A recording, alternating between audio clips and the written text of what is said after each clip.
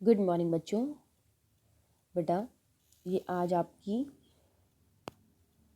Science की 9th class की worksheet number 56 और डेट है 16 नवंबर। आज की वर्कशीट का टॉपिक गुरुत्व आकर्षण, जिसमें हमें आज जानना है कैपिटल जी और स्मॉल जी के बारे में। ये दोनों क्या होते हैं, क्या अंतर है, इसके बारे में बेटा आपको इन दोनों के बारे में आइडिया है। आज और अच्छे से इसके बारे में जानते हैं। गुरुत्वीय स्थिरांक कैपिटल जी, याद आया होगा, कैपिटल जी को गुरुत्वीय स्थिरांक कहते हैं।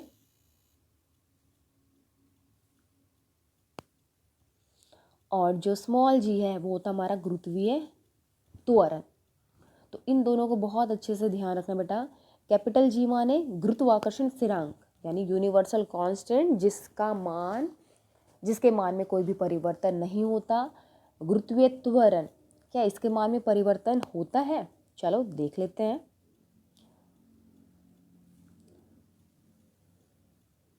गुरुत्वीय स्थिरांक का नियम जब हमने पढ़ा था तो हमने उसमें क्या फॉर्मूला पढ़ा था?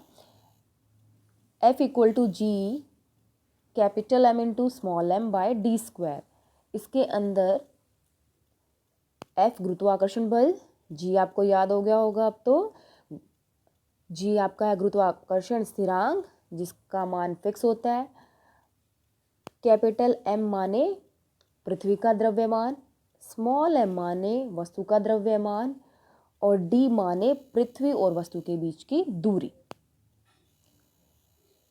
इसके बाद हमें एक और फॉर्मूला मिला था जिसका हमने लास्ट क्लास में आपको बताया था, जिसके बारे में बताया था। G इक्वल टू, जी कौन सा? Small G equal to capital G capital M by R square. ये कैसे मिला था एक बार रिव्यू देख लेते हैं। हमें पता है F equal to M G, M A हमने पढ़ा है त्वरण, तो यहाँ पे हमने गुरुत्वीय त्वरण रखा। फिर हमने F equal to G M M by D square, ये दोनों ही F हैं, तो हमने क्या करा, इन दोनों को बराबर रख दिया। जहाँ से क्या होगा, अगर एम जी बराबर G M M by D square रखेंगे तो यहाँ से स्मॉल एम कट गया था, और हमें क्या मिला था? फाइनली हमें मिला था G equal to capital G capital M by D square या आर स्क्वायर, दोनों एक है, दोनों दूरी दिखा रहे। ठीक है, अब देखिए ये फॉर्मूला और ये फॉर्मूला सेम है ना, तो आपको पता चलेगा ये कैसे आया। अब हम नेक्स्ट क्या करेंगे बच्चों? नेक्स्ट हमने क्या करना है, इसमें इस फॉर्मूले में कैपिटल जी का मान निकालना है। इसके लिए हमें पता है कि स्मॉल जी का मान निकालना है। कैपिटल जी का मान हमें पता है, वो एक कांस्टेंट है, उसका मान फिक्स है 6.7 × 10 की पावर -11।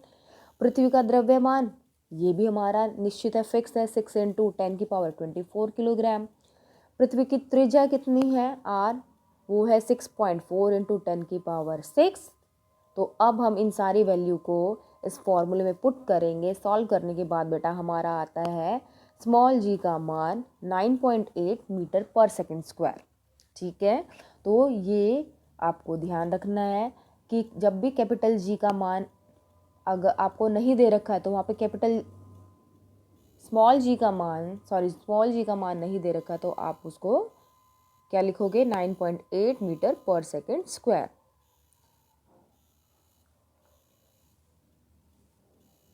अब हम इसके बीच में डिफरेंस देख लेते हैं।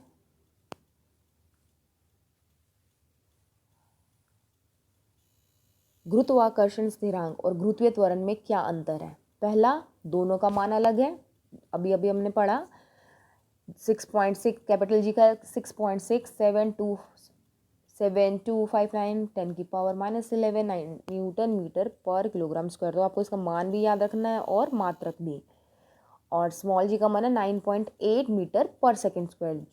जो हमारे त्वरण का मात्रक होता है वही मात्रक स्मॉल जी का होता है, लेकिन मान स्मॉल जी और कैपिटल जी का अलग होता है।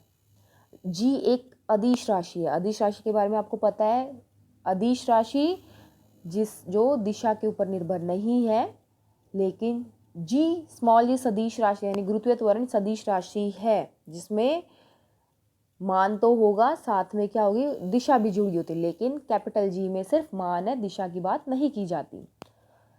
थर्ड है जी का मान। कौन सा जी? Capital G. अब इसको बोलते हैं, अब देखो इसको कैपिटल जी ना स्मॉल जी ना बोल के कहेंगे गुरुत्वाकर्षण स्थिरांक का मान पूरे ब्रह्मांड के प्रत्येक स्थान पर सदा नियत रहता है, यानी फिक्स रहता है। हमने पढ़ा ना स्थिरांक है तो इसमें कोई भी परिवर्तन नहीं होगा, लेकिन जो हमारा गुरुत्वीय त्वरण होगा उसका मान अलग अलग स्थानों पे अलग होगा। ये बात भी हम पहले पढ़ चुके हैं।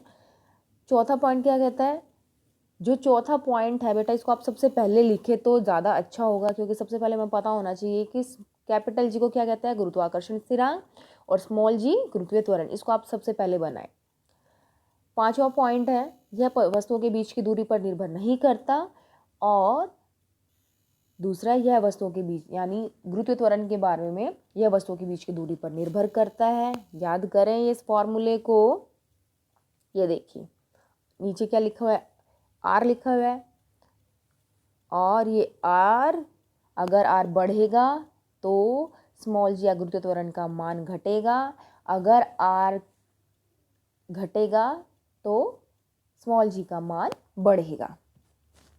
तो इस वर्कशीट को बेटा अच्छे से करें।